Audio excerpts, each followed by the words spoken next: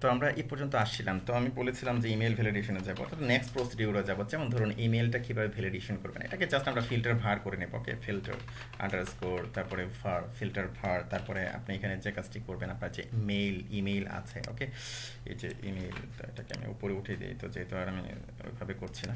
তো ইমেলটাকে জাস্ট আমরা কী করবো, ফিল্টার ভ্যালিডেট ইমেল চেক করে নেব, যে filter underscore validate underscore email. Okay, email যদি হয় ইকুয়াল, যদি ফলস হয়, অ্যাকচুয়ালি আমি স্মল লেটার দিয়ে লিখছি, যদি ফলস হয়, যদি ভ্যালিডেশন না পায়, তখন সে কী করবে, একটা মেসেজ দিবে। সাপোজ এই যে এখান থেকে আপনি কী করছেন, এখান থেকে একটা কপি করে নিয়ে এসে আপনি বসিয়ে দেন, জাস্ট কিছুই না। এখানে আপনি দেবেন যে ইনভ্যালিড ইমেল অ্যাড্রেস, অথবা email address is not valid, just এরকম দিবেন, the email address is not, suppose is not valid, just এরকম দিয়ে নিলেন।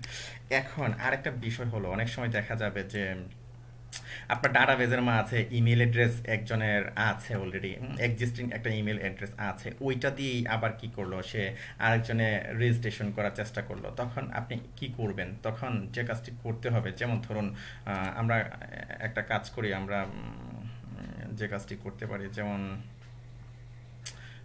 এই মেথডটা আছে এ পর্যন্ত, তাই না, এই মেথডটা এ পর্যন্ত আছে। এখানে আরেকটা আমি মেথড তৈরি করে নেই, যে পাবলিক ফাংশন, সাপোজ আমি এটাকে দিলাম যে ইমেল চেক। ওকে, ইমেল চেক দিলাম। তো ইমেল চেকটা কোন ইমেলটাকে চেক করবে, অ্যাকচুয়ালি ইমেলটাকে চেক করবে, সরি, তো এই ইমেলটাকে চেক করবে, এই যে এই ইমেলটাকে চেক করবে। ওকে, এই ইমেলটাকে চেক করবে। তো এই ইমেলটা কীভাবে পেলো, এখানে এক্সিকিউট করবেন কিভাবে। ওকে, তো সাপোজ ধরুন আমি এখানে এটাকে কল করে নিচ্ছি, সাপোজ আমি লিখলাম যে CHK ইমেল। ওকে, চেক ইমেল, জাস্ট আমি কি করলাম, এরকম একটা ভেরিয়েবল দিয়ে আমি কি করলাম, ওইটাকে জাস্ট এখানে আমি কল করে নিলাম। তো এটা এই ক্লাসের মাঝেই আছে, কিভাবে অ্যাক্সেস করবেন, খুব ইজি, এই যে দিস, তারপর এরো সাইন দিয়ে জাস্ট এর মাঝে অ্যাক্সেস করবেন, এবং এই যে আপনার মেলটা আছে, মেলটা আপনি কি করবেন, প্যারামিটারে পাঠিয়ে দিবেন, তাহলে কি সে পেয়ে যাবে। ওকে ফাইন, তো এখানে মেথডটাকে আমি কল করে জাস্ট এখানে আমি রাখলাম। ওকে ফাইন, তো এখন আপনাকে যে কাজটি করতে হবে, এটা আছে কিনা আপনাকে চেক করে নিতে হবে আপনার ডাটাবেজের মাঝে, আছে কিনা চেক করে নিতে হবে। কিভাবে আপনি চেক করবেন, যেমন ধরুন এখানে আপনি একটা কুইরি নিলেন, যে সাপোজ আমি নিলাম যে একটা ভেরিয়েবল নিলাম যে এসকিউএল ইকুয়াল টু আপনি লিখলেন যে সিলেক্ট। ওকে, যেভাবে লিখবেন select email from suppose TVL underscore user, তাই না, টিভিএল ইউজারই তো আমরা এখন এখানে ডামি ডাটা দিচ্ছি না, এই যে টিভিএল ইউজার, ডামি ডাটা দিচ্ছি না, কারণ ডামি ডাটা ছাড়াই আমরা করছি হোয়ার ইমেল। তো ইমেল ইকুয়াল টু, আপনি এখানে কোয়েশ্চেন মার্ক প্লেস হোল্ডার দিতে পারেন, সাপোজ আপনি এরকম দিতে পারেন, অথবা ধরুন নেম প্লেস হোল্ডার আপনি দিতে পারেন, সাপোজ ধরুন আপনি কোলন দিয়ে দিতে পারেন, সাপোজ আমি ইমেল দ্বারা সূচিত করছি এটাকে। ওকে, তারপরে যে কাজটি করতে হবে, এটাকে আপনার এই যে আপনি যে ডাটাবেস তৈরি করেছেন এখানে, ডাটাবেজের এই যে পিডিউর মাঝে আপনি কি করেছেন, কানেকশনটা তৈরি করে রেখেছেন। তো এর মাধ্যমে আপনাকে কি করতে হবে, প্রেফারে এক্সিকিউট করতে হবে। অর্থাৎ আপনি যে এখানে পিডিও ক্লাসের অবজেক্ট তৈরি করেছেন, ওই ক্লাসের একটা মেথড আছে প্রিফার, ওই প্রিফার আপনি এক্সিকিউট করবেন কিভাবে, এই যে পিডিওর মাধ্যমে। ওকে, তো কিভাবে লিখবেন, এই ডাটাবেসটাকে আবার আপনি এখানে রেখেছেন কোথায়, ডিবিতে আপনি রেখেছেন কিন্তু, তাই না, এই যে দিস ডিবি, তারপরে পিডিওতে আপনাকে কি করতে হবে, অ্যাক্সেস করতে হবে। এই জিনিসটা আপনাকে অবশ্যই ভুলে গেলে চলবে না। যেমন ধরুন আপনি এখানে যেভাবে লিখবেন, যেমন আমি একটা ভেরিয়েবল নিলাম যে কুইরি। ওকে, কুইরির মাঝে ধরুন আমি এটাকে রাখবো যেমন দিস ডিবি, তারপর আপনি অ্যাক্সেস করবেন পিডিওতে। ওকে, অর্থাৎ আপনি প্রথমে দিস ডিবি দিয়ে এর অবজেক্টের মাধ্যমে আপনি কি এখানে আসছেন। ওকে, তারপরে আপনি এখানে অ্যাক্সেস করছেন পিডিওতে, আর এখানে কি আছে, এখানে কানেকশনটা আছে, এই যে দেখুন কানেকশনটা, এই লিঙ্কটা, এর অবজেক্ট তৈরি করে লিঙ্কে রেখেছেন, লিঙ্কটাকে আবার কি করেছেন, এখানে কিন্তু আবার অ্যাসাইন করে দিয়েছেন, তাই না, পিডিওর মাঝে কানেকশনটা আছে, আর এখানে আমি এটাকে পাবলিক করে দিয়েছি। ওকে, তো এখানে আমি এটাকে পাবলিক করে দিয়েছি, কারণ হলো যে কোনো জায়গা থেকে আমি কি করতে পারছি, এখন এটাকে অ্যাক্সেস করতে পারছি। এই যে দেখুন আমি এখন এটাতে অ্যাক্সেস করতে পারছি, খুব ইজিলি অ্যাক্সেস করতে পারছি। তারপর আপনি কোথায় অ্যাক্সেস করবেন, ওই পিডিও ক্লাসের প্রিফার মেথডের মাঝে আপনি অ্যাক্সেস করবেন। তো আপনি এখানে লিখবেন যে প্রিফার। ওকে, প্রিফার। তো অ্যাক্সেস করার সময় আপনি কি করবেন, এই যে আপনার কুইরিটা আছে, আপনি এটাকে পাস করে দেবেন, ব্যাস। তারপরে ধরুন আমরা কোথায় রেখেছি, এখানে কুইরিতে রেখেছি, বাইন্ড ভ্যালু করতে হবে, কারণ হলো এখানে আপনি কি করেছেন, নেম প্লেস হোল্ডার দিয়েছেন, তাই না, আপনি লিখবেন যে বাইন্ড ভ্যালু। ওকে, বাইন্ড ভ্যালু অথবা বাইন্ড প্যারাম আমরা করছি না, আমরা বাইন্ড ভ্যালু করছি এখানে, বাইন্ড ভ্যালু এখানে নিয়েছেন কোলন, ইমেল নিয়েছেন তাই না, কমা, কমা দিয়ে হবে কোনটা, এই যে আপনার যেটা ইমেল আছে পাঠিয়েছেন এটা, ওকে। তারপরে জাস্ট এটাকে কি করবেন, আপনি এখানে এটাকে এক্সিকিউট করবেন। কিভাবে আপনি এটাকে লিখবেন এইভাবে, কুইরি তারপরে এক্সিকিউট, ওকে, এক্সিকিউট, ওকে ফাইন। এক্সিকিউট করেছেন, এখন যদি পায় সে, ওকে, পায় যদি অ্যাকচুয়ালি এই রোটা যদি থাকে, রোটা যদি থাকে তখন সে কি করবে, ট্রু রিটার্ন করবে। আপনি একটা কন্ডিশন দিলেন এখানে, যেমন কুইরি তারপরে রো কাউন্ট, ওকে, রো কাউন্ট অথবা কলাম করেও করা যায়, কলাম, ফ্রেচ কলাম এরকমও আছে, বেশ কিছু মেথড আছে, আরও মেথড আছে, অনেকভাবে করা যায়। যেমন জিরো, অর্থাৎ zero is greater than zero, মানে কি জিরোর চেয়ে বড় 1 2 3 এরকম যদি থাকে, যখন থাকবে তখনই সে কি করবে, ওইটা যখন পাবে তখন জিরোর চেয়ে বড় হবে, তাই না।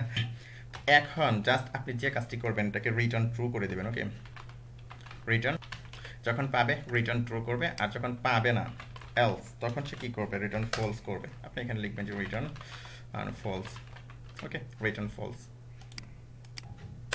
গেল। তো কি করতে চাচ্ছিলাম এই বিষয়টাই আমি আপনাদেরকে বলছি এখানে। যেমন ধরুন এই যে রিটার্ন ট্রু করেছি তাই না, তো এই যে মেথডটা আবার আমি কোথায় রেখেছি, এখানে কিন্তু রেখেছি মেথডটাকে, তাই না।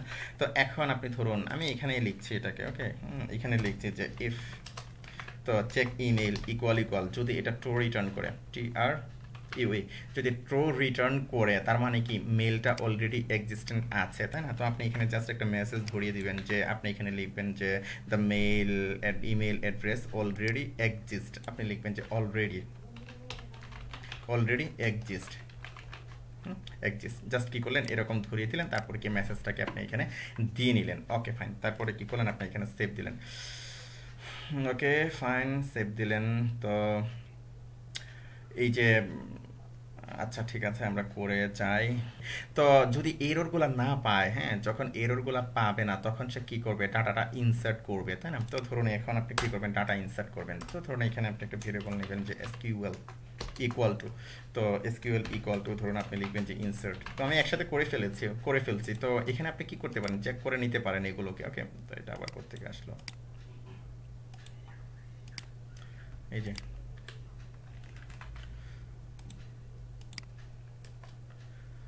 আনএক্সপেক্টেড সিনট্যাক্স এরর সাদা, ও ইউজারটাকে সে এখন পাচ্ছে।